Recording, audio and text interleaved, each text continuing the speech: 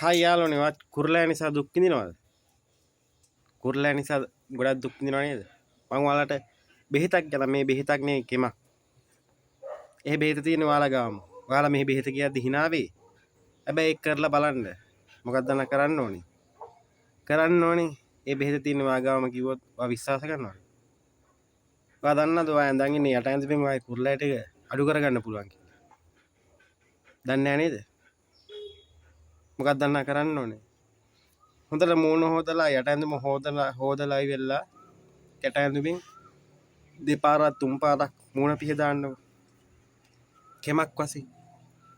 දවස් දෙකක් තුනක් යනකොට ඔය කුරුල්ලෑ ටික එහෙම පිටින්ම අඩු වෙනවා. මේක ගෑනුද පිරිමිද නෙවෙයි.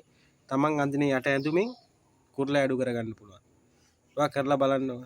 මේ වීඩියෝ එක කරන්නේ අති විශ්වාසයෙන් කරන්නේ. ඔයාලා පුළුවන් නම් කරලා බලන්න. Taman අඳින යට ඇඳුමින් තමන්ගේ කුරුල්ලෑ ටික අඩු කරගන්න පුළුවන්. කරන්න තියෙන්නේ යට ඇඳුම හොදලා ඉවරලා මූණ පිහ දාගන්න එක විතරයි යට ඇඳුමින්. කරලා බලන්නකො.